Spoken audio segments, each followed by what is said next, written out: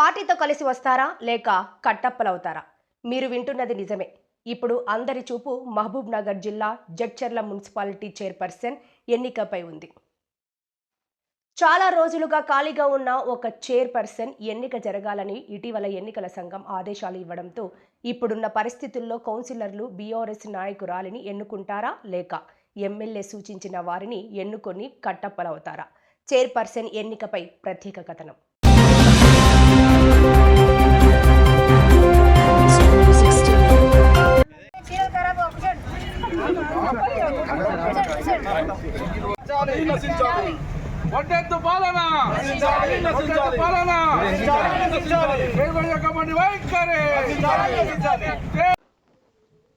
Jadcherla municipality chairperson Dorepalli Lakshmi Ravinder సొంత నిర్ణయాలతో విసిగిపోతున్నామని 2 నెలల క్రితం పాలకవర్గం అందరూ పార్టీలకు అతీతంగా అవిశ్వాసం పెట్టి పదవి తొలగించారు.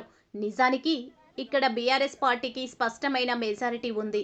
కానీ గత సంవత్సరం జరిగిన అసెంబ్లీ ఎన్నికల్లో మాజీ ఎమ్మెల్యే డాక్టర్ లక్ష్మారెడ్డి ఓడిపోవడంతో కాంగ్రెస్ పార్టీ ఎమ్మెల్యే అనిరుద్ రెడ్డి ఎన్నికయ్యారు. కాంగ్రెస్ పార్టీకి 2 మాత్రమే కౌన్సిలర్లు ఉండగా ఎన్నికల తర్వాత వారి బలం 6 మందికి చేరింది. ఇన్నాళ్ళు ఎమ్మెల్యే కౌన్సిలర్లను దూరం పెట్టగా ఇటీవల మాత్రం వారిని దగ్గరకు రాణిస్తున్నట్లు కొన్ని కార్యక్రమాల ద్వారా తెలుస్తుంది.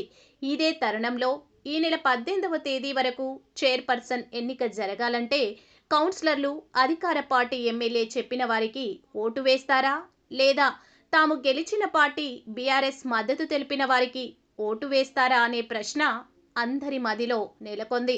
ఇటీవల మాజీ ఎమ్మెల్యే లక్ష్మారెడ్డి ఇంట్లో అశుభ కార్యం జరగడం వలన కొంత దూరంగా ఉంటున్నారు. ఇదే అదునుగా కొందరు బీఆర్ఎస్ పార్టీ కౌన్సిలర్లు మాత్రం స్థానిక ఎమ్మెల్యే అనిరుద్ రెడ్డితో టచ్లో ఉన్నట్లు విశ్వసనీయ సమాచారం.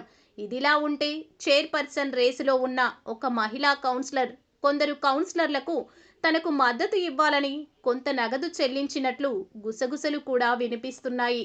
ఏది ఏమైనా సొంత పార్టీ మహిళా నాయకురాలిని గద్దె దింపి ఇప్పుడు మళ్ళీ ఎవరిని కూర్చోపెట్టాలో అనే ఆలోచనలో పడినట్లు ఉన్నారు.